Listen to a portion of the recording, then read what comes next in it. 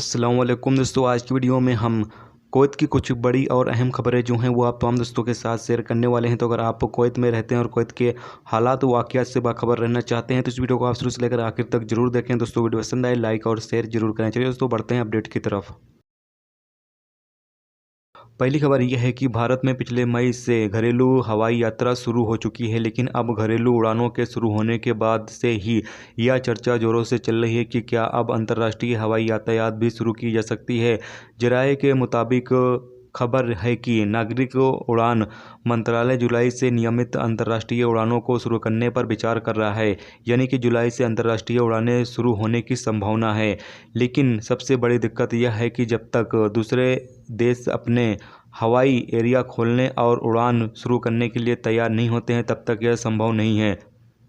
फिलहाल भारतीय उड़ान मंत्रालय इस बात की उम्मीद लिए चल रहे हैं कि जुलाई से अंतर्राष्ट्रीय उड़ानें फिर से शुरू की जा सकती हैं, यानी कि इंडियन सिविल एविएशन अभी फ़िलहाल जुलाई से इंटरनेशनल फ़्लाइटें शुरू करने की कोशिश करेगी। लेकिन अभी ये दिक्कत आएगी जब तक कि दूसरे मुल्क वाले अपने इंटरनेशनल जो एयरपोर्ट हैं वो ओपन नहीं करते हैं, जब तक इंटरनेशनल जो फ़्लाइटें हैं वो ओपन नहीं हो सकती हैं। जैसे ही इस हवाले से कोई आगे अपडेट आएगी तो वो आप तमाम दोस्तों के साथ शेयर ज़रूर करेंगे कि इंटरनेशनल फ़्लाइटें जो हैं वो स्टार्ट होंगी या नहीं होंगी, कब तक स्टार्ट होंगी। जो भी अपडेट आती रहेगी छोटी बड़ी वो आप तमाम दोस्तों के साथ यहाँ पर शेयर करते रहेंगे। अगली खबर यह है कि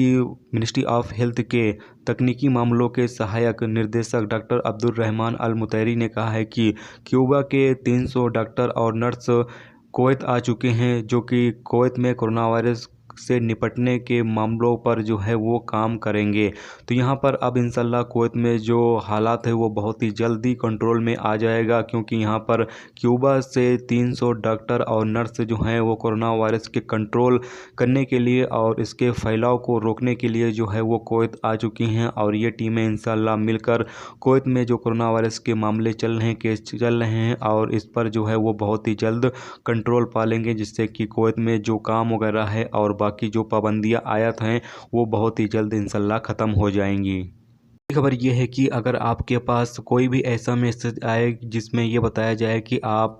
का एटीएम कार्ड जो है वो ब्लॉक हो चुका है और आपको जो है वो बैंक आने की ज़रूरत नहीं है, आप अपनी जो डिटेल हैं वो दे दें, सबमिट कर दें, ताकि हम आपका एटीएम कार्ड जो है वो अपडेट कर सकें। तो आप बिल्कुल भी इस तरह के लोगों के झांसे में ना हैं। चाहे आपके पास एसएमएस के ज़रिए इस तरह के कोई एसएमएस आए जिसमें इस तरह की बातें कही जाए, या कोई शख्स आपको कॉल करके इस तरह की बातें कहें, तो आप बिल्कुल भी उन लोगों के झांसे में ना आए, क्योंकि इस वक्त कोरोना वायरस की वजह से लोग इसका फ़ायदा उठा रहे हैं और लोगों को एसएमएस कर कर और कॉल कर कर कह रहे हैं कि आपका एटीएम कार्ड जो है वो ब्लॉक हो चुका है, आपको बैंक आने की ज़रूरत नहीं है, कर्फ्यू चल रहा है, आप अपना जो डिटेल है वो दे दें, अपना जो इन्फॉर्मेशन है वो दे दें, ताकि हम आपका जो कार्ड है वो अपडेट कर सकें। तो आप बिल्कुल भी ऐसी गलती ना करें, क्योंकि अगर आप उनको अपना पर्सनल डिटेल या डाटा वगैरह दे देते हैं तो बाद में वो फिर आपके अकाउंट में जो पैसे वगैरह होंगे वो भी निकाल सकते हैं। अब फिर बाद में वो आपकी जो